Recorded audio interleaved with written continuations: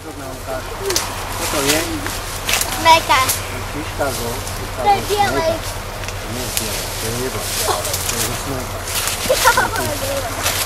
Ako som vám povedal, smrek, keď dozrie, šiška mu odpadne, roztvorí sa a vyletia z neho semiačka. Tieto semiačka nám dopadnú do rôznej vzdialenosti. Keď sa pozriete okolo seba, čo vidíte? Mach, listie. Čo ešte vidíte? Šišky. Pozrite sa tu pod seba pod nohy. Takže čím je staršia, tá kôra je výraznejšia, je viac biela. Ako máme tu pri moste, tú staršiu briezu, tak vidíte, že tá kôra je nedá sa tiež spomíniť s nejakým listnatým stromom. Je to hlavne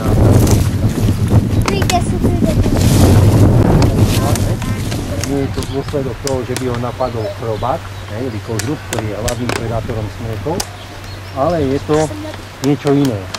Čo myslíte, prečo tento smrek takto pomaličky žltne a za chvíľku už bude suchý? Lebo je starý? Jeleň? Nie. Keby sme prišli bližšie k tomu smreku a zapíchol by som do koreňov nožík, tak mohli by sme tam vidieť, že tento smrek je napadnutý hubou. Hubou. To je tiež ďalší likvidátor, ktorý nám likviduje huba tiež. Huba sa šíri pod zemi. Čiže tu nemôžeme nikde vidieť nejako ináč. Prosím? Kopco. Nie. Tu. Nížina. Nie. No čo to je? Nížina. Pripotoko. Pripotoko. Správne, pripotoko. Dobre, a čo to je? Nie, ešte iná čo rastie. Preto pri potokoch, lebo má veľmi rada vlhkú Pani učiteľka, vy ste jej poradili. odmočenú vlhkú pôdu.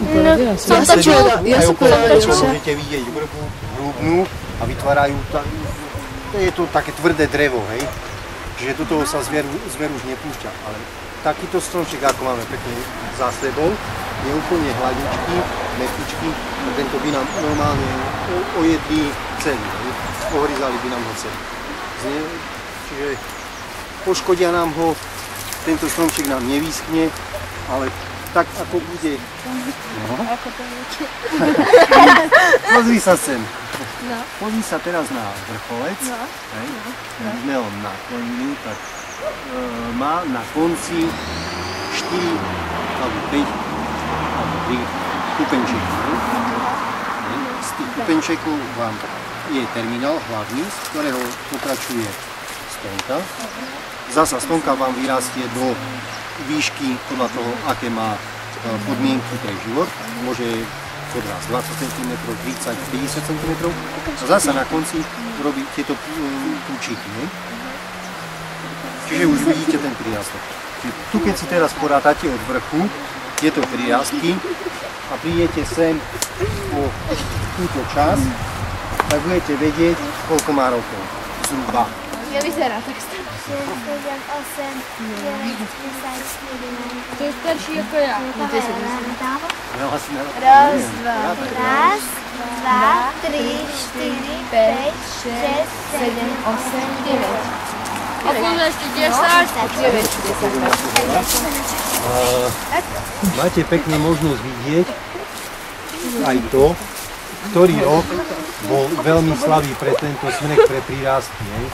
Keď sa pozriete, prvý rok prirastol nejakých 20-25 cm.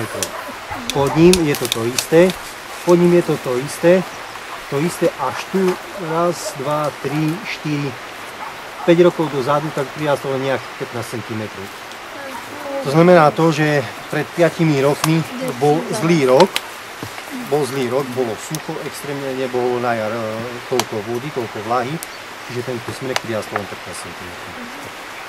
Na koľa rokov? No, ten malý, no pozrieť, počítaj. Raz, dva, 3. 3 rokov. 3. No, keď sme pri tých malých, no poďte sem. Hovorí, že už už by nám tu aj tak vyschol, spadol a neviem čo. A keby mi chcel niekto prísť na kontrolu a mi pozrie hníček. A teraz, keď je zdravý strom, keď ho spílite po kraji okolo kôry, vám čo urobí? Vytečie. Živica? Živica. Pustí sa živica, hej? Pustí sa živica. To znamená, že ten strom bol zdravý, ten strom mal zostať stáť, hej? Ten sa nemal spíliť. Ako je napríklad u huby. Keď je, ako som vám povedal, ak je jeden z koreňov napadnutý, vy keď spílite tento strom, tak normálne vidíte, že dajme tomu, polovička stromu bude zasmolená, hej, pustí nám živicu, ale druhá polovička stromu bude úplne suchá. Hej, vtedy, keď aj zoberiete, otrhnete kôru. No, spíli, lebo to, ak je suchý, to znamená to, hej, že ak pustia živicu, má prísun živín do stromu, hej, do celej dĺžky. Ak je suchá časť, tam už nie je prísun živín, čiže ten strom nám umiera, hej. A keď už je na poli zomretý, už nemá na poli prívod vody, už tam nemá žiadnu živinu, to je otázka času a vyschne. Rastie kypriku.